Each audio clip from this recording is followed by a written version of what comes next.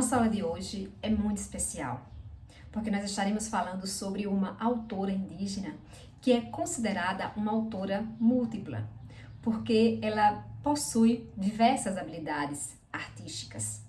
Nós falaremos sobre Márcia Cambeba.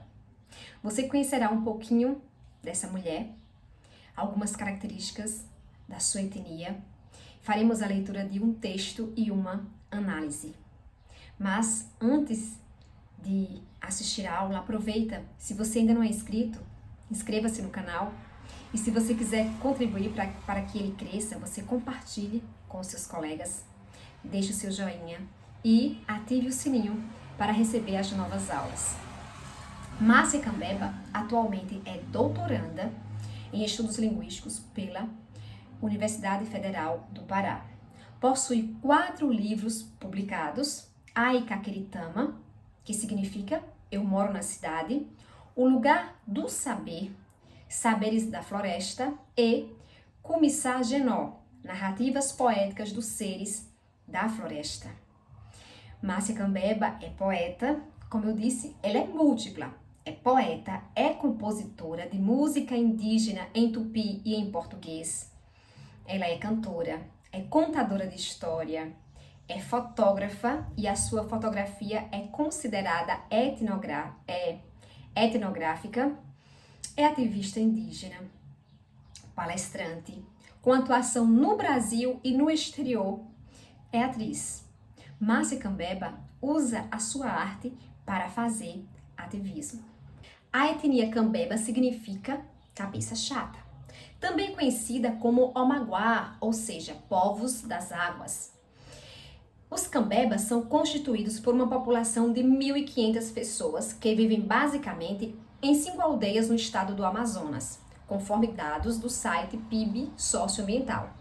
O achatamento da cabeça dos povos Cambeba se dava de forma artificial. Com qual objetivo? Com a intenção de não serem confundidos com os povos que praticavam canibalismo.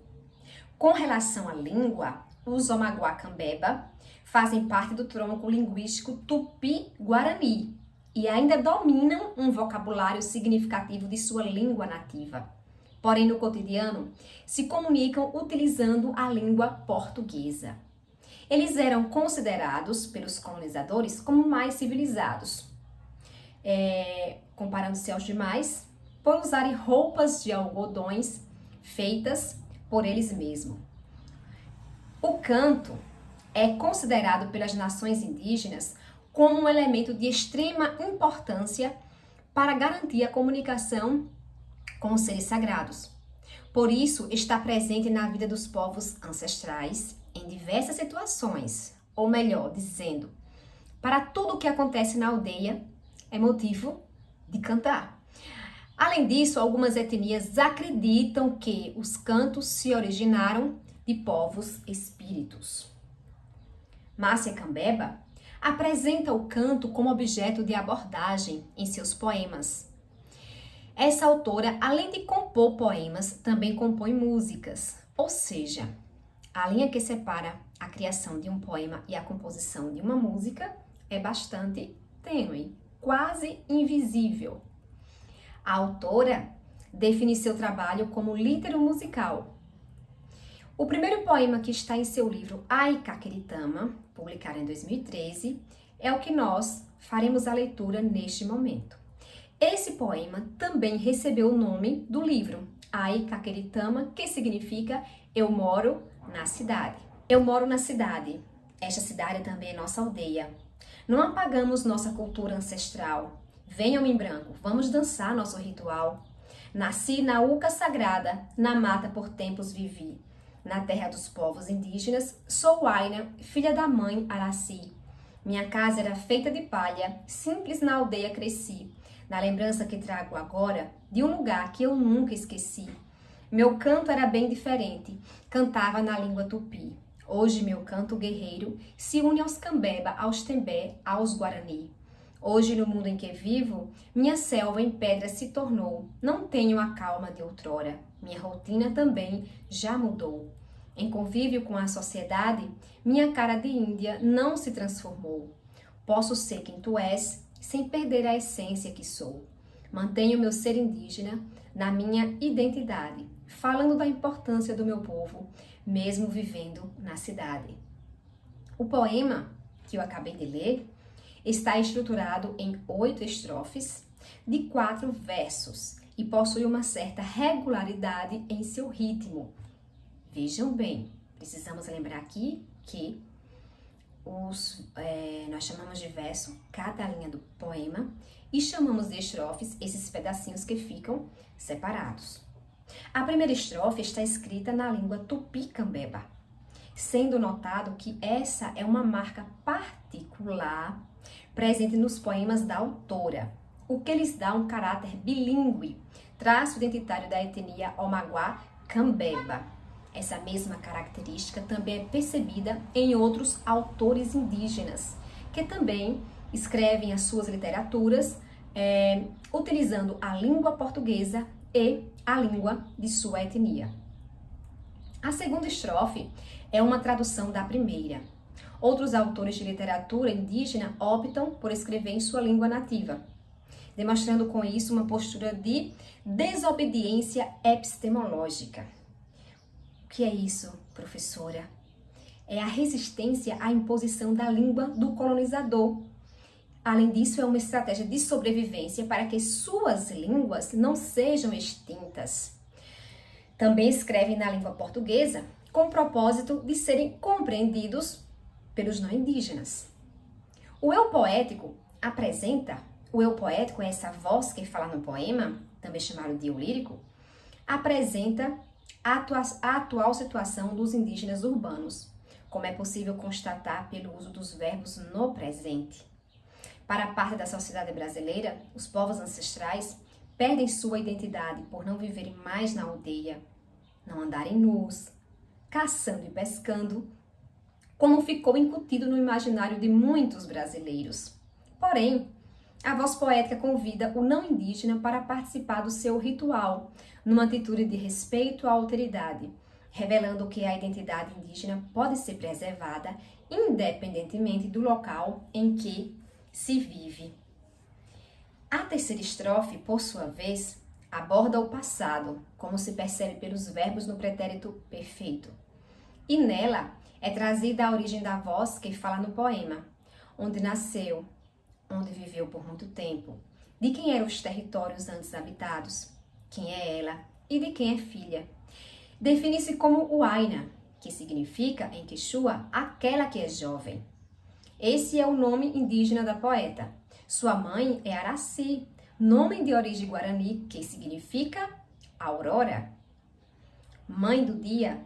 Já a quarta estrofe do poema caracteriza o espaço externo do seu lugar de origem, uma casa simples, feita de palha e que existe apenas em sua lembrança.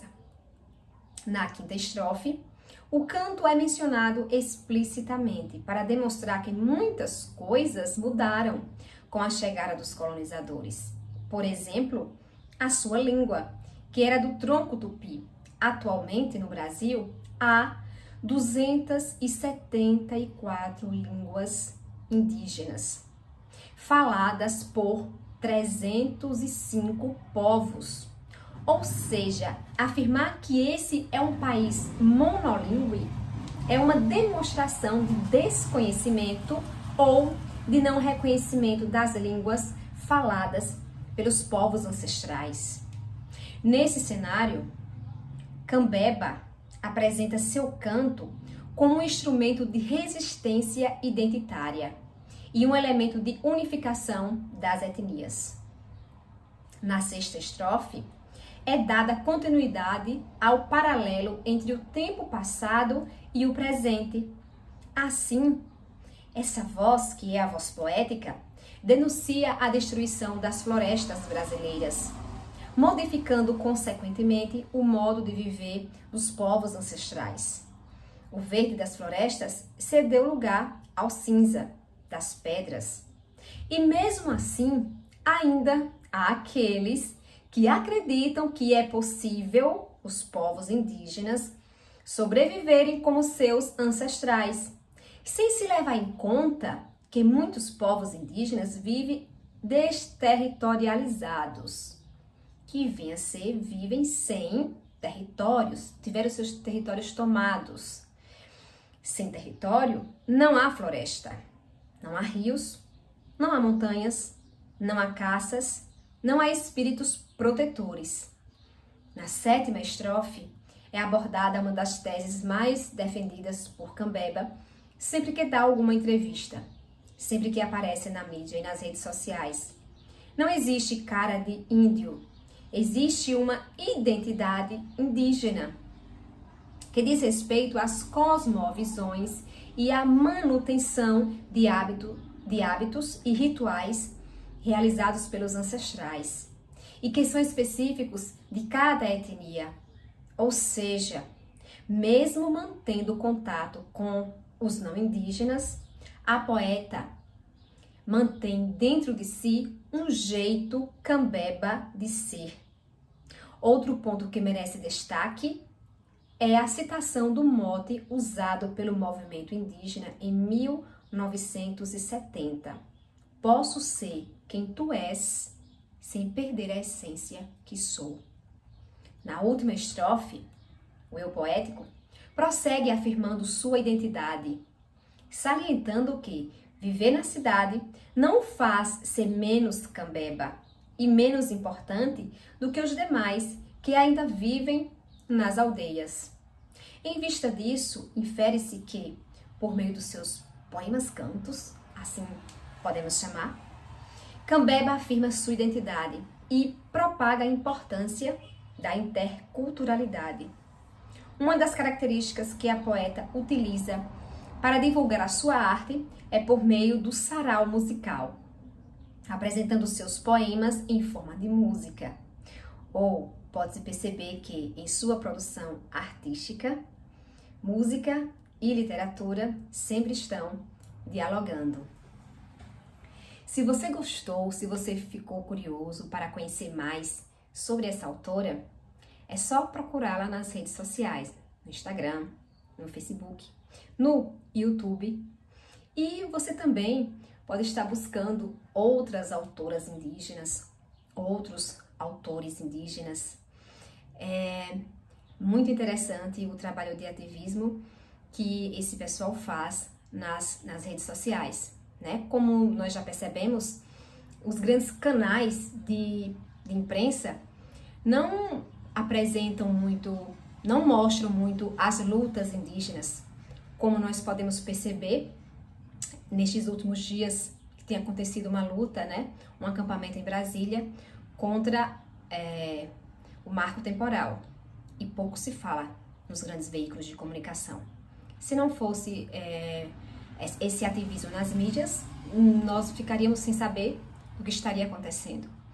Então, fica aqui o convite para você ler autores e autoras indígenas. Um abraço, fique bem.